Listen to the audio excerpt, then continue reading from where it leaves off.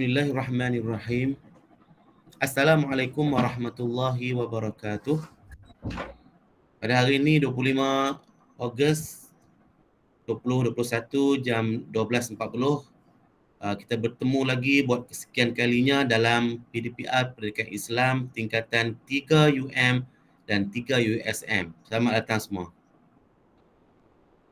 Hari ini kita akan membicarakan satu tajuk yang baru, iaitu pelajaran yang ke-7 sebenarnya yang dimaklumkan dalam mesej WhatsApp tadi, iaitu kewajipan memelihara kehormatan diri. Muka surat 43 buku teks. Okey, saya akan sharekan buku teks.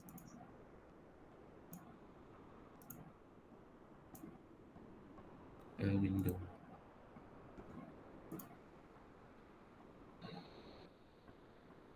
Okey, boleh nampak tak semua?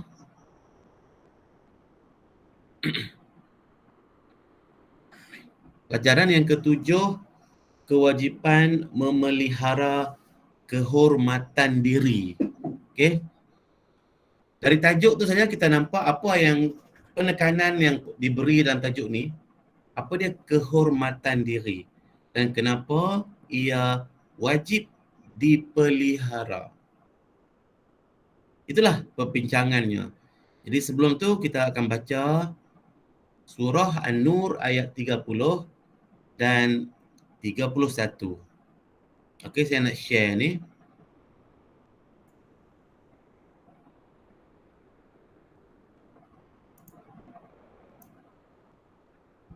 Window.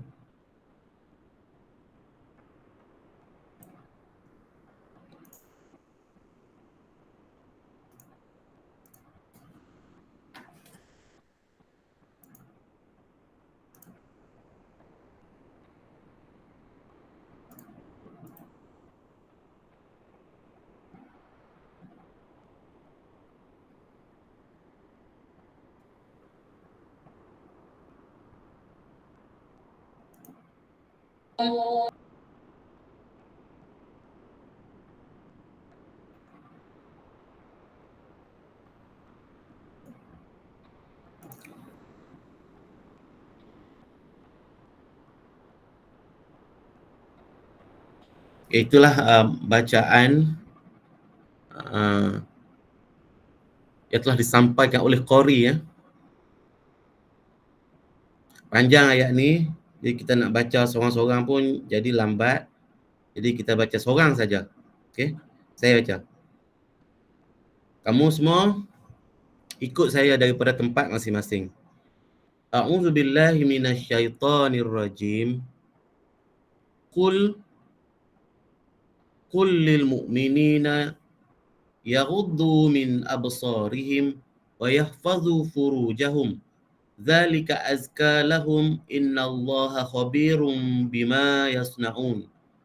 Wa qul lil mu'minat yaghdudna min absarihinna wa yahfazna furujahunna wa la yubdina zinatahunna illa ma zahara minha wal yadribna bi khumurihinna ala juyubihinna wa la yubdina zinatahunna illa li bu'ulatihinna aw abaihinna aw abai bu'ulatihinna aw abnaihinna aw abna'i bu'ulatihinna aw ikhwanihinna aw bani ikhwanihinna aw bani akhawatihinna aw nisa'ihinna aw ma malakat aymanuhunna aw ittabi'ina ghairi ulil irbati minar rijali aw at-tifli alladhina lam yadhharu ala awratin nisa' wa la yadribna bi arjulihinna liyu'lama ma yukhfina min zinatihinna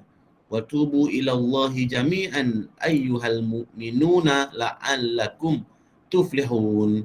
Surah An-Nur, surah yang ke-24 ayat 30 dan 31. Okay, sekarang kita sebutkan maksud ayat ini mengikut potongan-potongan yang diberi untuk kita faham apakah isi kandungan ayat ni. Okey. Qul lil mu'minina yaghuddu min absarihim wa yahfazu furujahum.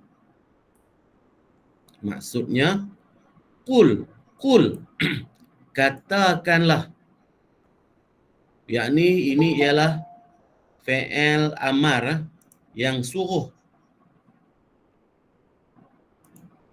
kata. Katalah wahai Muhammad. Maka Allah suruh Nabi Muhammad kata. Kata kat siapa? Lil mu'minina. Kepada orang lelaki. Allah suruh Nabi Muhammad kata kepada kaum lelaki yang beriman supaya mereka apa ni? Supaya mereka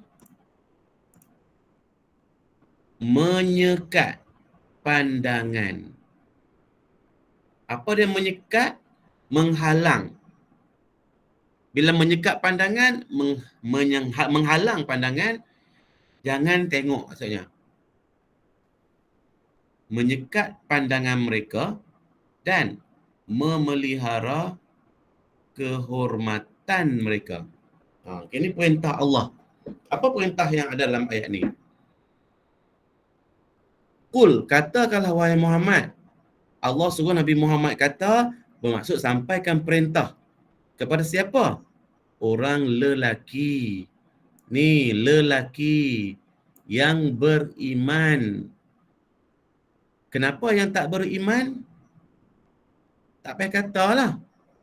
Maksud kata di sini untuk kita faham, okey, perintah di sini, siapa yang nak jadi lelaki yang beriman, buat apa yang disuruh dalam ayat ini.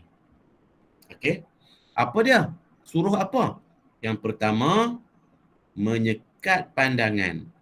Yang kedua, memelihara kehormatan. Okey, faham setakat tu? Okey. Zulzikri, jawab soalan. Apakah perintah Allah yang ada di dalam ayat ini?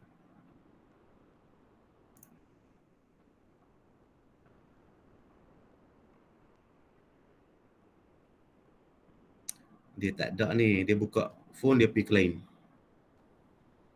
Firdaus, apakah perintah Allah dalam ayat ini? Menyekat pandangan mereka dan memelihara kehormatan mereka. Okey. Itulah perintahnya. Jadi sekarang kamu, wahai lelaki-lelaki yang beriman, kamu fahamkah maksud menyekat pandangan yang dikehendaki dalam ayat ini tu macam mana? Adakah kita kena tutup mata sambil berjalan? Adakah kita jangan berjalan? Maksud menyekat pandangan ialah menghalang pandangan, tidak melihat perkara-perkara yang haram dilihat, seperti aurat orang lain, bahan-bahan lucah, gambar lucah, video lucah dan sebagainya. Inilah secara khususnya disebutkan oleh Allah, suruh Nabi Muhammad kata kat kita, suruh tidak melihat perkara-perkara itu. Kalau kita nak jadi lelaki yang beriman. Boleh faham? Dan yang kedua, memelihara kehormatan diri kita. Okey? Memelihara kehormatan diri kita iaitu tidak melakukan perkara-perkara yang memalukan. Okey. Itu dua perintah Allah. Nanti saya akan tanya lagi sekali. Ayat seterusnya, zalika azka lahum. Okey.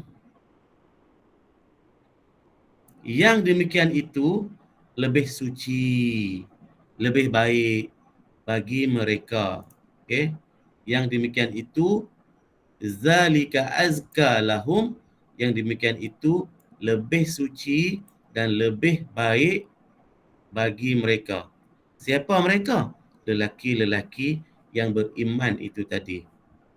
Innallaha, sesungguhnya Allah, khabirun, maha mengetahui. Khabirun tu maksud kata Allah tahu semua yang kita buat. Sama ada di depan orang ataupun kita duduk dalam bilik seorang-seorang kita, Allah tahu, okey? Bima yasnaun, tentang apa yang mereka kerjakan, tentang apa yang kita buat. Allah tahu. Jadi jangan kata kita duduk seorang-seorang, buka phone, buka komputer, kita melihat perkara yang diharamkan oleh Allah, itu Allah tak tahu. Okey, Allah habaq kata dia tahu, dia nampak. Jadi lebih baiklah kepada lelaki-lelaki yang beriman tadi supaya menyekat dan menghalang pandangan daripada melihat perkara-perkara yang haram tu. Okey. Ayat 30 ini mengkhususkan kepada lelaki yang beriman. Jadi saya nak tanya lagi sekali kepada lelaki yang beriman. Siapa lagi ada kat sini?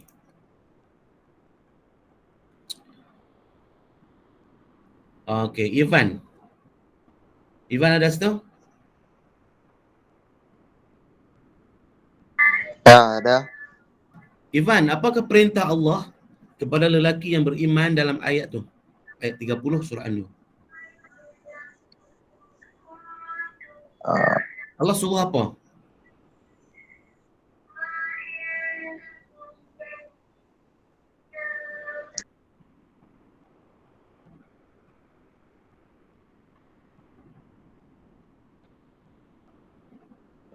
tak tahu. Pasal apa tak tahu? Kamu tak dengar kan saya cakap tadi?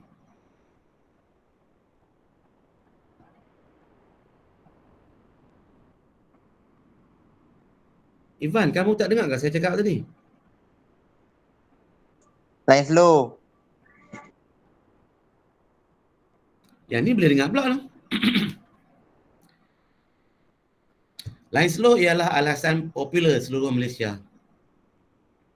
Okey, saya tanya orang lain. Saya tanya Adania Aiman Syafiq. Line okey tak?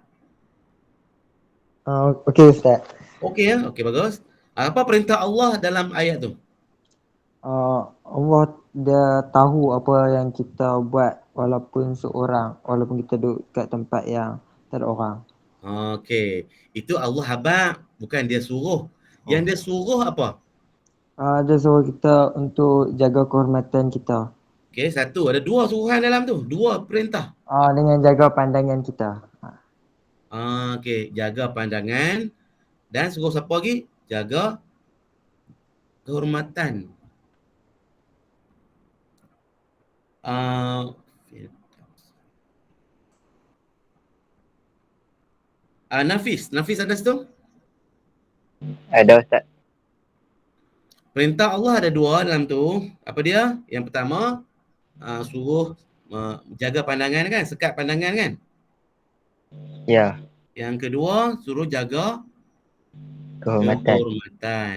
Okey, saya nak tanya yang sekat pandangan tu. Apa maksud sekat pandangan tu? Jangan tengok benda-benda yang haram. Jangan melihat benda-benda yang haram. Okey. Benda yang haram ni seperti aurat orang lain. Seperti bahan-bahan lucah tu aurat lah. Okey. Apa lagi yang Allah larang jangan tengok? Apa lagi? Nak tengok kenderaan yang bergerak di jalan raya, boleh tak? Boleh, tu tak dilarang. Nak tengok matahari naik, matahari jatuh, sunset di tepi laut, boleh tak? Boleh, tak dilarang. Banyak benda yang Allah tak larang, tengoklah Allah tak larang. Tapi kenapa ada orang yang memilih untuk melihat perkara yang Allah larang? Itu kita kena tanya iman kita. Sebab dalam ayat tu pun Allah kata kepada lelaki yang beriman. Yang ni kamu kena faham betul-betul.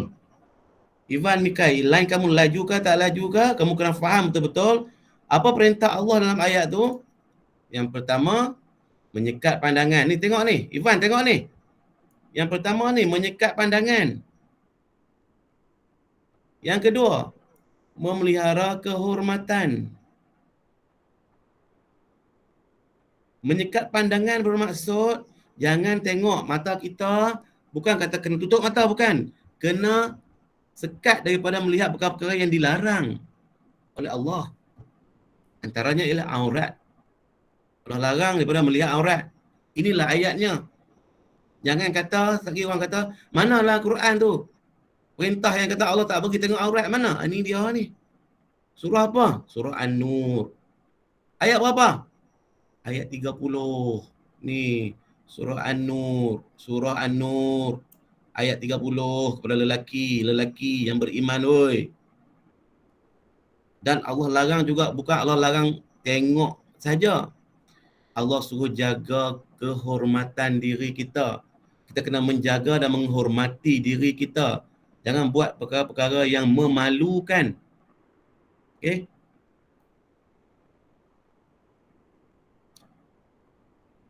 Apa dia perkara yang memalukan? Apa dia? Mencuri, menipu, makan rasuah, cakap bohong. Cakap bohong bila orang dapati kita, orang tahu, kata kita dapat bohong, kita malu tak? Malu. Mencuri bila orang tangkap kita malu tak? Malu. Itu kan memalukan. Jaga kehormatan diri kita daripada buat perkara-perkara tu. Macam tu juga kita hendaklah menjaga dalam menjaga kehormatan diri juga ialah menjaga kemaluan. Kemaluan bermaksud perkara yang memalukan itulah. Satu, perkara yang memalukan. Perkara kemaluan kita, alat sulit kita. Kena jaga daripada melakukan perkara-perkara yang dilarang. Seperti melakukan onani. Seperti melakukan zina. Melakukan masturbasi. Itu semua dilarang oleh Allah. Jadi jangan kata kita duduk seorang-seorang, tak ada siapa di rumah. Okey. Seluk tangan masuk dalam kain, kita duk buat benda-benda yang dilarang. Itulah onani. Itu dilarang oleh Allah. Okey. Kepada lelaki-lelaki yang beriman, kena ingat perkara ni. Kecualilah kalau kita tak beriman. Okey, boleh faham sekat tu lah. Yang kedua, dan nak sambung bacaan ayat ni. Wa kullil mu'minati. Dan katakanlah wahai Muhammad, lil mu'minat. Apa dia mu'minat? Kepada perempuan-perempuan yang beriman. Kata apa kepada perempuan pula? Yaghdudna min absarihinna, supaya mereka menundukkan pandangan mereka daripada memandang yang haram. Sama ke dengan lelaki tadi? Sama. Kita sambung lagi. Wa yahfazna furujahunna. Dan Allah suruh Nabi Muhammad kata kepada perempuan-perempuan yang beriman tu apa dia? Hendaklah mereka memelihara kehormatan mereka. Sama ke dengan perintah kepada lelaki tadi? Sama. Jadi pasal apa Allah habaq lain? Kenapa ada Allah tak habaq sekali je? Lelaki-lelaki dan perempuan-perempuan yang beriman. Kenapa Allah tak buat macam tu? Kenapa dia asing? Lelaki cakap asing, perempuan cakap asing. Padahal benda yang sama aja. Ini ialah kerana Allah nak menunjukkan ini ditekankan sangat-sangat. Okey?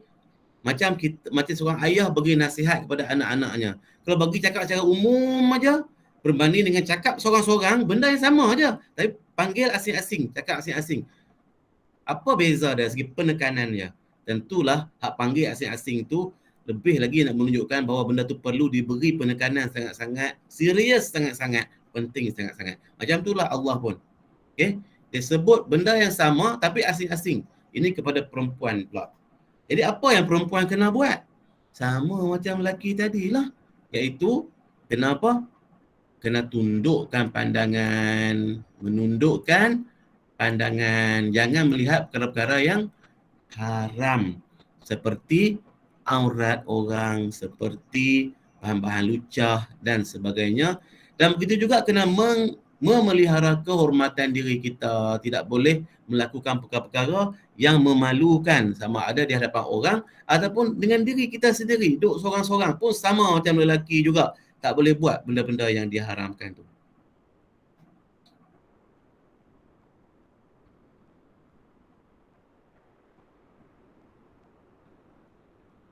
Tapi ayat untuk kaum wanita ni dah lebih panjang lagi.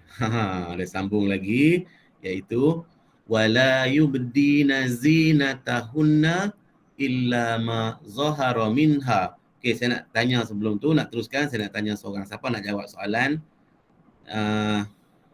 Aina. Aina ada? Ada Ustaz. Apakah perintah Allah kepada perempuan yang beriman dalam ayat ni?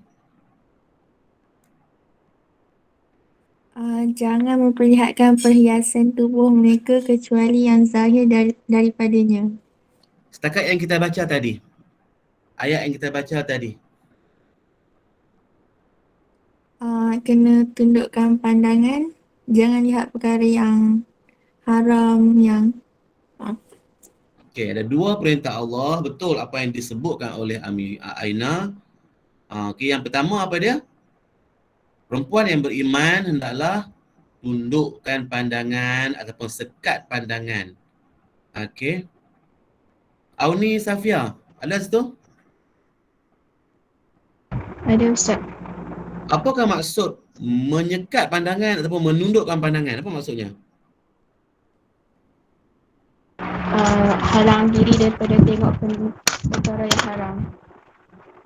Okey, tidak melihat perkara yang haram. Maksudnya kita nak sambung balik ayat yang tadi, iaitu wala yubdina zinatahunna, dan janganlah mereka memperlihatkan perhiasan tubuh mereka.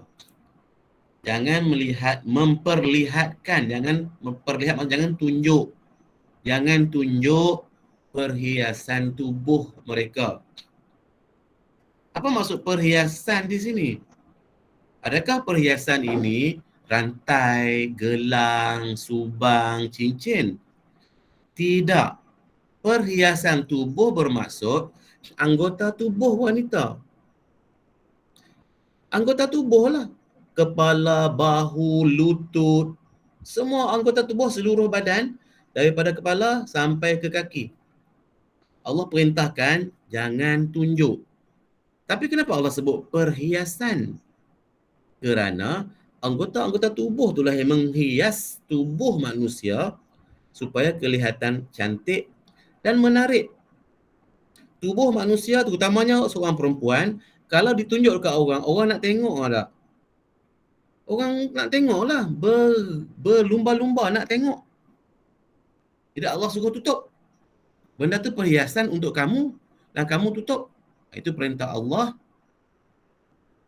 Illa, Allah sambung dengan illa ma zahara minha, kecuali yang zahir daripadanya. Apa maksud kecuali ni? Kecuali maksud kata hak lain tak boleh tunjuk. Hak kecuali itu bolehlah. Apa yang boleh tunjuk? Yang zahir daripadanya. Apa maksud tubuh, anggota tubuh yang zahir? Dua sahaja, iaitu muka. Muka itu anggota yang zahir yang dibenarkan tunjuk. Satu lagi, tapak tangan.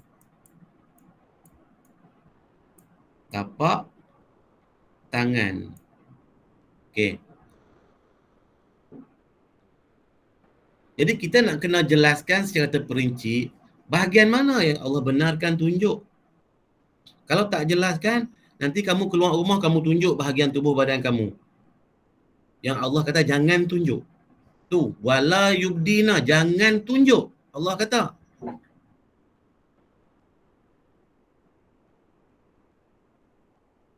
Jangan tunjuk. Kecuali yang zahir. Maksud yang zahir ialah muka dan tapak tangan. Apa maksud muka? Muka ialah bahagian anak rambut sebelah atas ni. Bahagian kepala tu, bahagian dahi sebelah atas sebelum bahagian yang biasanya ditumbuhi rambut. Ke bahagian tepi ni. Ni anak telinga yang kecil. Dan juga sampai ke bawah ke dagu. Bawah dagu ni tak boleh tunjuk. Ini yang tidak zahir. Yang zahir di depan ni saja. Macam mana kita nak tahu ni bahagian muka ni macam mana? Senang macam ni lah. Kamu try pakai telekung masa nak solat. Tengok mak kamu pakai telekung masa nak solat. Bahagian mana yang terbuka dan bahagian mana yang tak terbuka. Telekung mak kamu tu sampai bawah ni tak? Bukan sampai depan ni je. Keadaan dalam solat tu lah maksud yang kata dibenarkan untuk ditunjukkan. Yang dibenarkan untuk diperlihatkan. Itulah bahagian yang zahir. Okay? Sebab itulah ni kita tengok ramai wanita-wanita yang nak berhijrah kepada orang biasa, kepada solehah. Tudung tak pakai tudung biasa dah. Tudung biasa tarik ke bawah ni. Kemudian ikat tengkok, nampak bentuk tengkok ni, tak ada dah. Okay? Pakai tudung yang labuh. Kemudian di bahagian muka duduk kat bahagian ni. Tu kerana apa tu? Kerana nak menjaga perintah Allah. Allah suruh nak buat macam itulah. Kemudian yang kedua, tapak tangan. Tapak tangan bahagian mana? Bukan tangan lah. Tangan mulai dari sini ni. Daripada ni, daripada bahu sampai ke hujung ni tangan. Yang dibenarkan bukanlah seluruh tangan ni tak. Tapak tangan sahaja, iaitu bahagian pergelangan tangan ni sampai ke hujung jari. Bahagian depan dan bahagian belakang. Tu je yang dibenarkan untuk tunjuk kat orang. Okay. Itu pun jika masih menimbulkan fitnah, kena tutup juga. Sebab tu ada orang yang pakai ni, apa orang panggil? Niqab. Pakai purdah.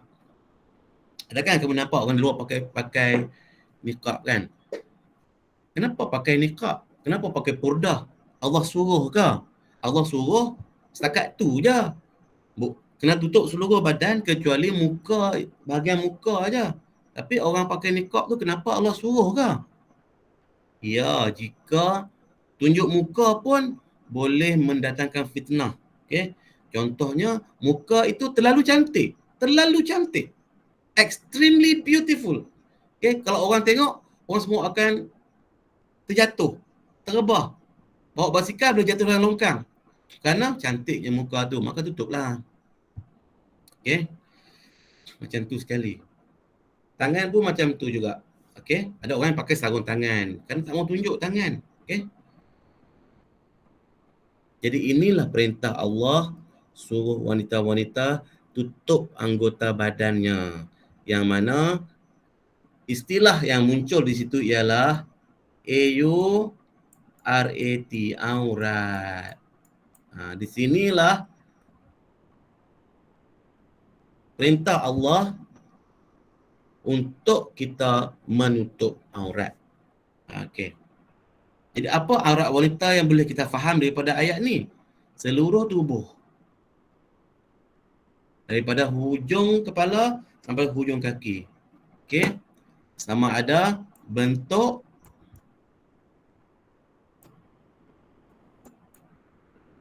lah. Tak kira bentuk telinga, bentuk bahu, bentuk punggung, bentuk lutut. Bentuk tu. Ada orang pakai seluar jin ketat, rapat. Dia kata, oh tutup dah aurat. Tutup apa tu bentuk nampak? Bentuk lutut nampak, bentuk punggung nampak. Tak, tutup aurat. Okay. Selain daripada bentuk, warna. Kalau pakaian tu lampau jarang, sampai boleh nampak kulit dia warna apa, warna kuning ke, sawo matang ke, warna hitam manis ke, boleh nampak melalui pakaian dia. Bermaksud pakaian tu terlampau jarang dan jika tak tutup aurat walaupun hang pakai tutup seluruh badan. Jadi maksud tutup aurat itu ialah tutup bentuk dan warna. Okey, seterusnya kita sambung. Wal yadribna bi khumurihinna ala juyubihinna, dan hendaklah mereka melabuhkan tudung kepala ke paras dada mereka. Hendaklah mereka melabuhkan tudung kepala. Begitu terperinci sekali. Allah sebutlah ayat Quran ni. Allah suruh pakai tudung dan bukan setakat tudung biasa pakai cukup macam tu je. Allah suruh labuhkan sehingga menutup dada. Tutup kepala ke paras dada. Dada bahagian ni, bahagian dada. Ni, bahagian dada. Dah pakai tutup, tutup sampai bahagian dada pun tertutup. Maksud kata tudung itu kena apa? Kena labuh. Alright, kena labuh. Ada orang pakai tudung tutup tang kepala aja.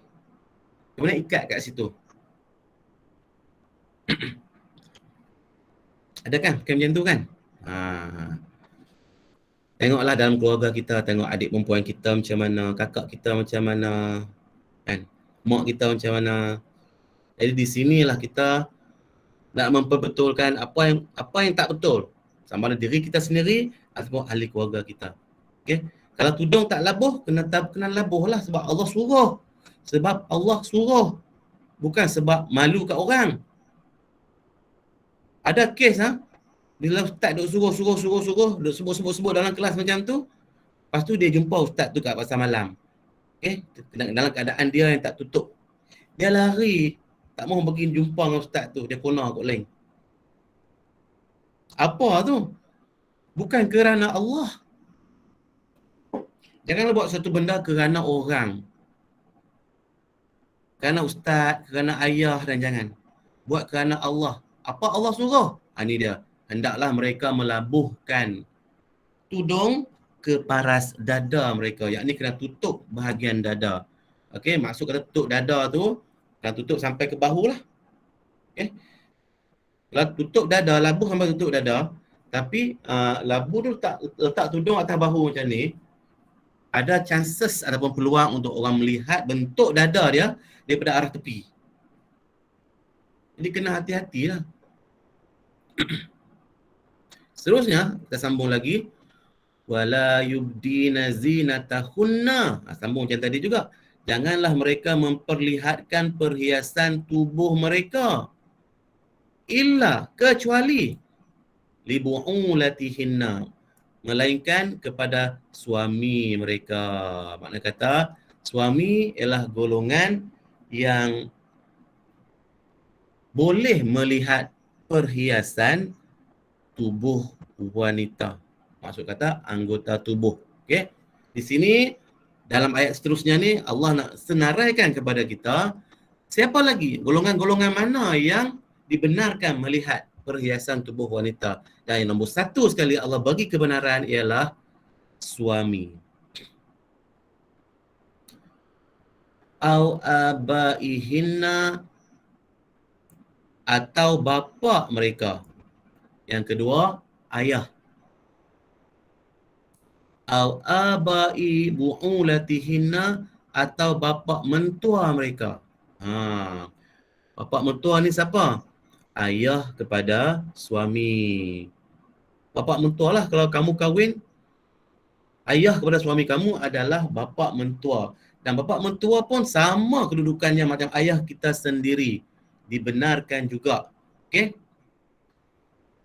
Seterusnya, au abnaihinna, atau anak-anak mereka. Okey, seorang perempuan yang ada anak lelaki. Anak lelaki dengan mak dia macam mana? Adakah dibenarkan melihat perhiasan tubuh? Ya. Au abnai bu'ulatihinna, atau anak-anak tiri mereka. Apa anak tiri ni? Anak tiri maksud kata ayah kita berkahwin dengan orang lain yang dah ada anak. Okey? Bukan macam tu. Anak tiri maksud kata mak kita, okey? Kahwin dengan seorang lelaki lain yang dah ada anak. Okey, anak tu dipanggil anak tirilah kepada mak kita. Au ikhwanihinna, atau saudara-saudara mereka, adik-beradik lah. Okey, kamu ada adik-beradik kan? Abang kamu, adik perempuan, kakak apa semua. Antara sesama adik-beradik ni, itu saudara-saudara mereka dibenarkan. Au bani ikhwanihinna, atau anak-anak saudara mereka yang lelaki, anak nakan. Au bani akhawatihinna, atau anak-anak saudara mereka yang perempuan. Au nisaihinna, atau perempuan-perempuan sesama Islam. Kamu dengan kawan-kawan kamu yang sesama perempuan yang Islam. Ada beza ke kawan dengan kawan bukan Islam? Okey. Kamu nama Aminah. Kawan perempuan kamu nama Zaleha. Boleh tak sesama Islam tu untuk memperlihatkan anggota tubuh? Boleh sebab sesama Islam. Tapi kawan orang lain pula yang nama Meling, okay, yang nama Pavitra, perempuan-perempuan yang bukan Islam. Yang mana? Bolehkah? Tak boleh. Dilarang untuk memperlihatkan anggota tubuh. Kan? Au ma malakat aimanuhunna, atau hamba mereka. Okay, di zaman wujud perhambaan, okay, kalau tuan itu perempuan dan hamba itu lelaki. Maksudnya macam tu. Awit tabi'ina, ataupun orang gaji pembantulah, ghairi ulil irbati minar rijal, daripada orang lelaki yang telah tua dan tidak berkeinginan kepada perempuan. Okay. Kalau pembantu tu lelaki dah tua sangat, orang tak ambil jadi pembantu pula noh. Bukan boleh tolong pa dah. Dah tua sangat. Jadi macam mana keadaan seorang lelaki tu yang kata tidak berkeinginan kepada perempuan?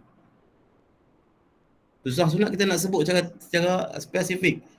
Sebab kalau umur 60 ada keinginan tak?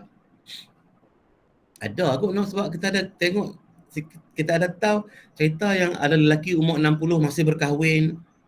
Umur 70 pun ada yang masih berkahwin. Dia ada keinginan. Yang tak dapat keinginan ni macam mana? Mungkin dalam kes-kes tertentu, orang tu sakit dan sebagainya kan, disahkan oleh doktor dan sebagainya. Mungkin orang tu tak berkeinginan, dia bolehlah. Jadi perempuan ini kalau dia berhadapan dengan lelaki yang memang disahkan orang tu memang dah tak ada dah keinginan, maka doktor tak boleh tunjuk. Boleh tunjuklah. Kalau lelaki-lelaki biasa yang berumur 70 sekalipun, tak boleh tunjuklah. Sebab mungkin masih ada keinginan. Yang maksud saya tu keinginan seksual.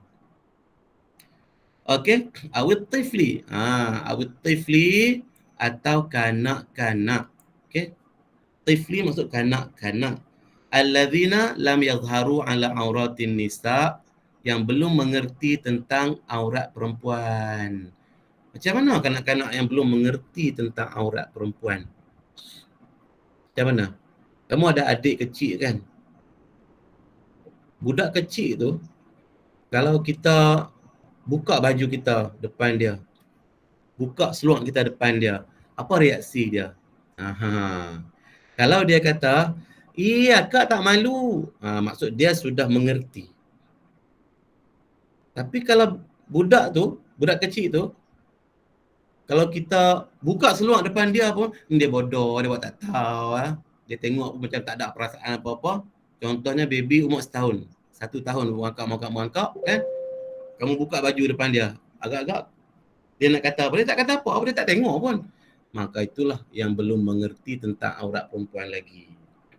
Jadi inilah golongan-golongan yang disenaraikan oleh Allah yang dibenarkan untuk melihat aurat perempuan. Dibenarkan melihat tu macam mana? Ada batas tak? Ada batas dia. Iaitu kalau perempuan dengan suami, macam mana? Sebab Allah tak, suami nombor 1 kan?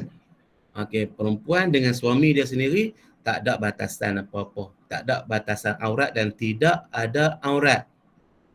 Okey, selepas pada suami, siapa Allah letak? Ayah. Jadi perempuan dengan ayah dia sendiri ada batasan tak? Ada. Apa batasan dia? Iaitu dari pusat hingga ke lutut.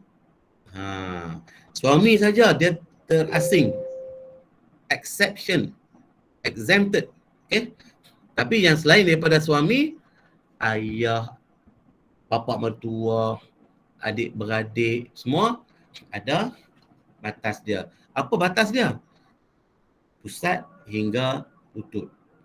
Okey. Macam tu juga perempuan sesama dengan perempuan Batas dia itu pusat hingga lutut. Perempuan sesama perempuan bukan Islam, ada batas tak? Ada.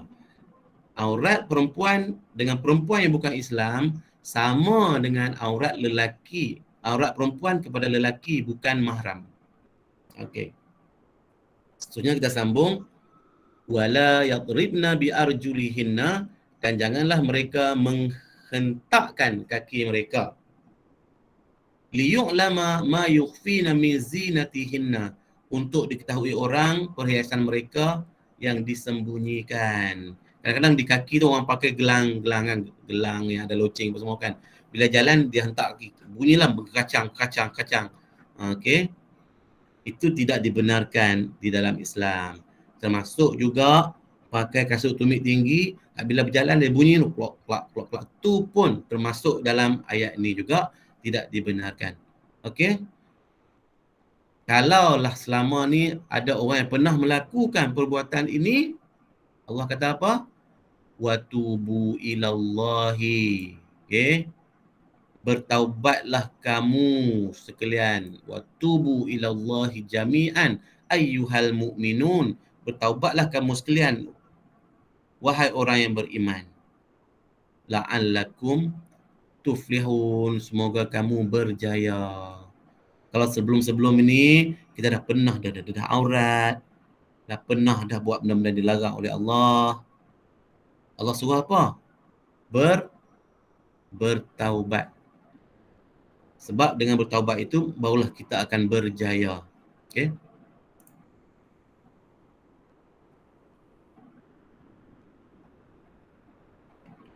Okey, kita dah 1 jam kat situ. Saya nak berhenti dekat sini. Okey. Saya dah terangkan maksud ayat ni dalam ayat-ayat tadi, dan seterusnya kamu boleh baca sendiri. Seterusnya, saya tak boleh nak lama sebab kita dah 1 jam dalam Google Meet ni. Okey, kita berhenti kat sini dulu. Okey. Boleh ya? Ada soalan nak tanya tak? Ada soalan nak tanya. Okey, saya nak kamu tulis maksud ayat. Dalam buku tulis, buku nota tulis tu, tulis tajuk hari ni iaitu kewajipan memelihara kehormatan diri. Surah An-Nur ayat 30-31. Okey, tulis maksud ayat daripada ayat 30 ke ayat 31. Okey? Boleh ya? Tak ada siapa mengaku ni. Boleh Ustaz. Okey. Okey, kita berhenti kat situ dulu. Teruskan sampai pukul 2, tuliskan maksud ayat yang saya suruh tu. Okey? Okay, Assalamualaikum. Kita jumpa lagi. Bye. Ustaz nak kena hantar ke? Ya? Nak kena ambil gambar kat Ustaz ke? Ya? Nak kena ambil gambar patusan kat Ustaz ke? Yalah. Macam biasalah, ambil gambar sikit. Tak semua, tak apa, sebahagiannya tunjuklah. Ustaz. Ya, ya. Nak salin